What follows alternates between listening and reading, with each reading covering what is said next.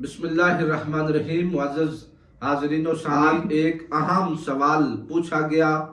اور وہ یہ ہے کہ اگر کوئی مقتدی امام کے ساتھ وہ نماز ادا کرتے ہوئے کوئی رکن پہلے پڑھ لے یا کسی رکن میں پہلے منتقل ہو جائے تو اس کا کیا حکم ہے؟ معزز حاضرین و سامعین، یاد رکھیے کہ جب کوئی شخص امام کے ساتھ نماز ادا کر رہا ہو اور وہ نماز کے ارکان کو امام کے ساتھ ادا کر رہا ہو تو اگر وہ نماز پڑھتے ہوئے جلدی کر جائے، یا مثال کے طور پر امام قیام میں تھا اور امام سے پہلے مقتدی رکوع میں چلا جاتا ہے، یا وہ رکوع سے اٹھ جاتا ہے، یا امام سے پہلے سجدے میں چلا جاتا ہے یا سجدے سے اٹھ جاتا ہے، کوئی بھی رکن امام سے پہلے ادا کر دے، اس کی صورت ایسے ہے کہ اگر مثال کے طور پر مقتدی امام سے پہلے قیام سے رکوع میں چلا گیا تو اگر امام کے رکوع میں جانے سے پہلے مقتدی رکوع سے اٹھ گیا تو اس کی نماز فاسد ہو جائے گی اور یہ دوبارہ سے نماز پڑھے گا۔ اور اگر امام رکوع میں پہنچ گیا، مقتدی نے پہلے رکوع کیا اور مقتدی ابھی رکوع میں تھا کہ امام بھی رکوع میں چلا گیا تو اس کی نماز یوں ادا ہو جائے گی، اور نماز کا کوئی بھی رکن، یعنی اگر مقتدی نے تنہا ادا کر دیا،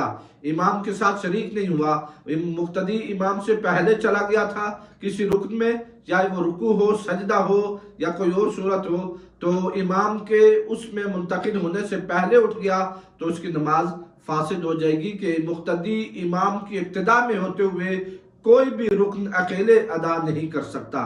ہاں، اگر اس سے یہ جلد بازی سے ایسی غلطی ہو گئی اور وہ ابھی اگلے رکن میں تھا، مثلا رکوع میں گیا یا وہ سجدے میں چلا گیا یا سجدے سے اٹھ کے جلسے میں آیا،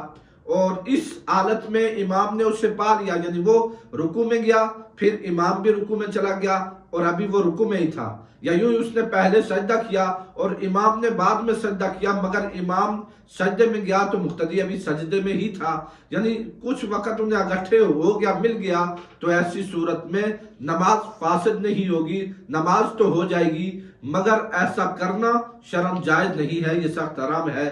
کہ مقتدی کو امام سے پہل نہیں کرنی چاہیے، جلدی نہیں کرنی چاہیے، لیکن امام اگر اسے اس حال میں دوسرے رکن میں پا لے تو نماز ہو جائے گی، مگر ایسا کرنا درست نہیں ہے۔ اس لیے نماز آرام سے اور امام کی اقتداء میں ہی پڑھنی چاہیے کہ جب امام ایک رکن سے دوسرے رکن میں جائے تو مقتدی اس کے بعد رکن میں منتقل ہو۔ اللہ رب العزت ہمیں خشوع اور خضوع کے ساتھ نمازیں ادا کرنے کی توفیق عطا فرمائے۔